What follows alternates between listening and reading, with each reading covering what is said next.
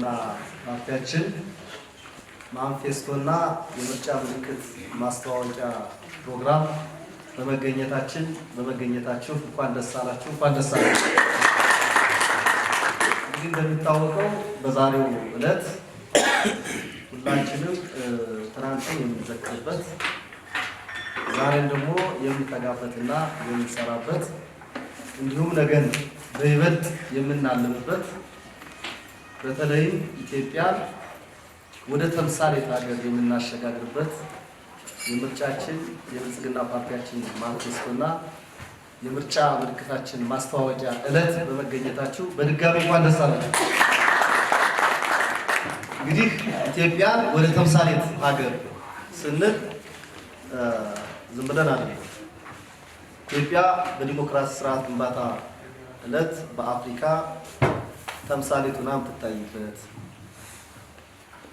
በሰላምና በጸጥታ ስራዎቻችን አርአያ የምትሆንበት በተለይም በኢኮኖሚ አውድ የዓለም የአፍሪካ ማማ የምትሆንበትን ዕለት ጭምር በማሰብ እንደሆነ በደንብ ማወቅ ጥሩ ይሆናል ማለት ነው።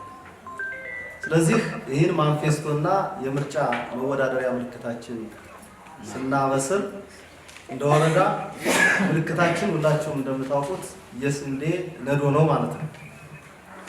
የስንዴ ነዶ ምልክት ያደረግንበት ዋነኛው ዓላማ ደግሞ ሁላችሁም እንደምታውቁት ፓርቲያችን በመደመር እሳቤ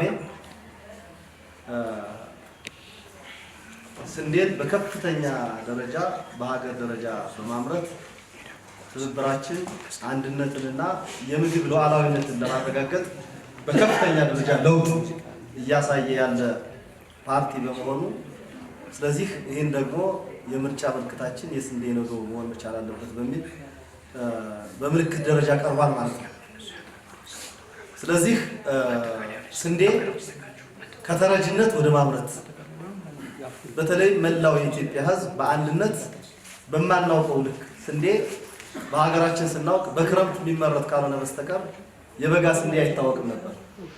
ፓርቲያችን ብልጽግና ግን ከአንዴ ሁለቴ የበጋ ስንዴ በማምረት በከፍተኛ ደረጃ ከውጭ የሚመጣን የስንዴ ልመና ለማስቀረት አብሶም ተረጅነትን ለማስቀረት በከፍተኛ ደረጃ እየተሰራ ያለበት ሁኔታ ስለሆነ ይሄ ደግሞ የሉዓላዊነታችን ማረጋገጫ የማንነታችን መገለጫ ክብራችን ጭምር ስለሆነ ፓርቲያችን በቀጣይ ተወዳዳሪነቱን አረጋግጦ አሸናፊ ሆኖ ሲወጣ ይበልጥ የተጀማመሩ ስራዎችን በመስራት የስንዴ ምርታችን ደግሞ በከፍተኛ ደረጃ ከኢትዮጵያ ወደ ውጭ የምንልክበት ሁኔታ ይፈጠራል ተብሎ የሚታሰብ መሆኑ በደንብ መረዳት ይጠይቃል ማለት ነው።